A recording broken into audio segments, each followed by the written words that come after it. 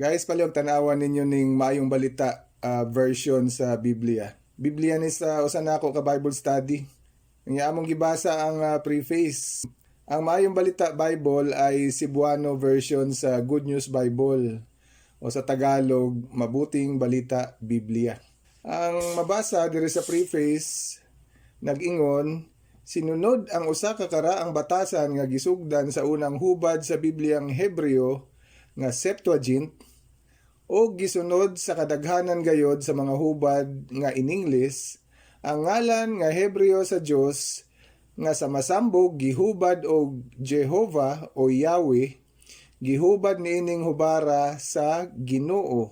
Kon ang Adonai nga naandan paghubad nga Ginoo sundan gani sa Yahweh nga in English Lord God, gihubad nato kini og Ginoong Dios. Kung in English ang giingong Almighty God, ato kining gihubad nga Dios nga labing gamhanan. Kung sa in English giingong Sovereign Lord, ato kining gihubad og Ginoong Dios. So mao na ang gihisgutan sa preface. Unsay atong masabtan niining maong hubad sa Biblia nga Good News Bible o Maayong Balita nga Biblia sa Cebuano. Ang mga maghuhubad ug mga publishers niining maong hubad sa Biblia nang hinawgid sila sa ilang kaugalingon. Matod nila tungod kay dili na mabasa niining maong bersyon sa Biblia ang ngalang Jehovah, dili gid sila mabasol kay gisunod man lang nila ang karaang batasan kaniadto sa pagwagtang sa ngalan sa Dios sa mga hubad sa Biblia. Dugay ng panahon sa Septuagint version pa lang gitangtang na sa mga maghuhubad ang ngalan sa Dios, Dios nga Jehovah. Unsa maning Septuagint? Ang Septuagint mao ang pinakaunang salin o translation sa Hebreong kasulatan ngadto sa pinulungang Grego o Greek. Gibana-banang nasulat ang Septuagint kaniadtong mga 2 or 3 BCE pa. Bukod sabdon wala pa gani matawo si Jesus, gisugdan na sa mga eskriba ug masoretes ang pagpasipala sa ngalan sa Dios. Busa murag may punto man ang Good News Bible kay dili man pud bitaw sila ang unang nagwagtang sa ngalan ni Jehovah. Busa murag dili gyud pud sila mabasol sa dili maayong batasan sa pagtangtang sa ngalan sa Dios. Pero ang punto, kung atong reviewon ang preface, matod nila sinunod ang usa ka karaang batasan nga gihisgutan sa unang hubad sa Bibliang Hebreo nga Septuagint o gisunod sa kadaghanan gayod sa mga hubad nga in English ang ngalan nga Hebreo sa Dios nga sa masambog gihubad og Jehovah o Yahweh, gihubad niining hubara sa Ginoo. Unsay punto? Kabalo sila nga ang Jehovah mao ang pangalan sa Dios nga gitangtang sa mga karaang maghuhubad ug matod nila nga sa masambog gihubad nga Jehovah o Yahweh. Unsay buti pasabot sa masambog? Buti pasabot nga kasagaran o kadaghanan sa mga karaang hubad kaniadto sa Biblia naglungtad o nasulat o mabasa gyud sa mga teksto sa Hebreo ang ngalan sa Dios nga Jehovah. O giangko nila dunay Jehovah sa kasagarang karaang hubad pero gisunod lang gihapon nila ang karaang batasan sa pagwagtang sa ngalan sa Dios. Ang batasan ni sa tawo ang gisgutan dire sa preface. Dili ginay batasan sa Dios. Ang batasan sa Dios o ang gusto sa Dios sumala sa Salmo 83:18 nga mailhan gyud siya sa iyang ngalan nga Jehovah sa tanang katawhan sa tibuok yuta. Busa siguradong dili gyud uyon ang Dios sa batasan sa tawo nga wagtangon gikan sa iyang pulong ang Biblia ang iya ang balaang ngalan. Siya may nagpasulat. Ang Hebreong kasulatan pa lang o ang daang tugon kung atong susihon, gamay na lang kulang 7,000 beses na unta mabasa ang ngalan sa Dios. Pero halos gihurot nila pagtangtang kining maong gidaghanon nga nasulat ang ngalan sa Dios sa mga karaang Biblia o giilisan daw nila og pulong Ginoo og Dios ug uban pang mga titulo. Busa ang punto, daghan man day untang karaang salin kaniadto nga dunay pangalang Jehovah kay matod pagud sa Good News Bible, masambog man nga gihubad ang ngalang Jehovah sa unang bersyon. Nganong nisunod man sila sa dili maayong batasan sa pagwagtang sa ngalan sa Dios. Nganong wala nila gikopya ang mga karaang bersyon sa Biblia nga nagbaton sa ngalan ni Jehovah. Nganuman nga ang wala gikahimutan sa Dios nga mga hubad sa Biblia ang ilang gisunod. Dili ba nakaamot lang sila sa pagpakaylap sa sayop nga batasan sa pagwagtang sa ngalan sa Dios? Imagine kung mohimog usa ka milyon nga kopya sa Biblia nga Good News Bible ug nya giwagtang ang ngalan ni Jehovah sa matag usa sa usa ka milyon ka kopya. Buting nun nga usa ka milyong pamilya pod sa mga magbabasa ang dili gyud makaila kan Jehovah kay lagi dili naman mabasa sa Good News Bible nga napalit nila ang ngalan sa Dios. Dili na gyud na good news, bad news na gina para sa ilang tibuok pamilya. Nakaamot gyud og dako ang Good News Bible sa pagtipig o pagtago sa matuod nga ngalan sa Dios sa katawhan aron unta mailhan, masampit, masimba og maampuan.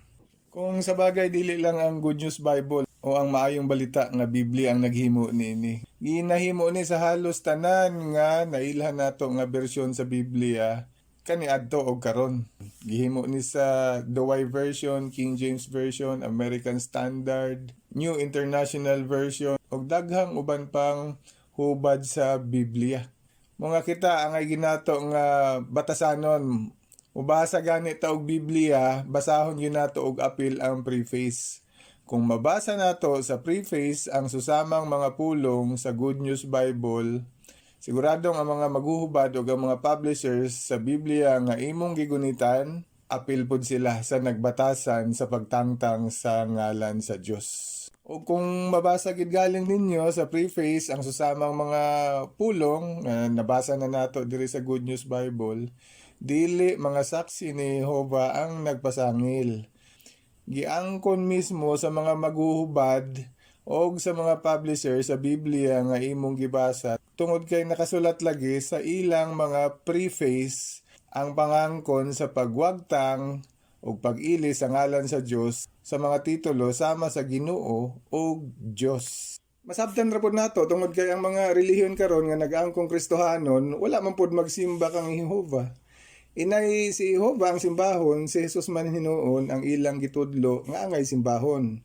Mao nga ampay ra pod nila ang naandang batasan sa pagwagtang sa ngalan sa Dios aron mapalutaw nila sa ilang mga hubad sa Biblia nga si Jesus gyud ang angay simbahon ug dili si Jehovah. Pero dako kaayong sayop tungod kay si Jehovah wala ug dili gyud mausab sa iyang pagka-Dios. Og bisan si Jesus gani uyon gyud ni ana nga kamatuoran nga si Jehovah ang angay simbahon ug dili siya. Si Jesus maingon sa Mateo 4:10, si Jehovah nga imong Dios ang imong pagasimbahon ug siya lamang ang imong pag-aalagaron. Maayo na lang gani kay bisan preface na lang may mabasa pa ta nga referensya nga naghisgot gyud sa personal nga ngalan sa Dios nga Jehovah. At least do na pay mahimong basihan nga referensya. Naglungtad nga nagpakita nga do na gid ay ngalang Jehovah sa karaang panahon. Busa kamo nga naminaw karon palandungan ninyog maayo. Asa man mo nga side sa issue mo dapig sa mga nasilag sa ngalan sa Dios nga Jehovah o sa mga nahigugma sa iyang balaang ngalan. Pero guys, nakita ba ninyo ang mas lalom nga punto aning tanan nga daotang binuhatan sa pagtangtang sa ngalan sa Dios nga nabatasan na sa maghuhubad sa Biblia sa karaang panahon pa lang? 2 to 3 BCE pa lang, panahon pa lang sa Septuagint version, wala pa gani matawo si Jesus, nahimo na diayng batasan sa daghang maghuhubad sa Biblia ang pagtangtang sa ngalan sa Dios. Hebreyong kasulatan pa lang, imagine na.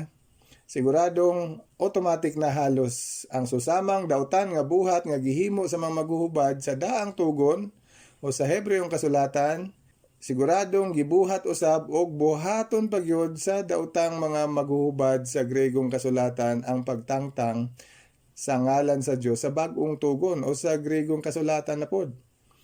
Maoy hinungdan nga ang daghang Biblia karon dili na gyud mabasa ang ngalang Jehovah dili lamang sa daang tugon kundi apil na sa bag-ong tugon. Daghang tampered nga mga Biblia. Ipang doktor na lang sa mga maghuhubad aron pagawson nga sakto ang ilang bakak nga mga doktrina. Maayo na lang, may mga kasaligan pagyod og maunungon sa Dios nga mga maghuhubad nga nagpabili sa pagkaputli sa pulong sa Dios.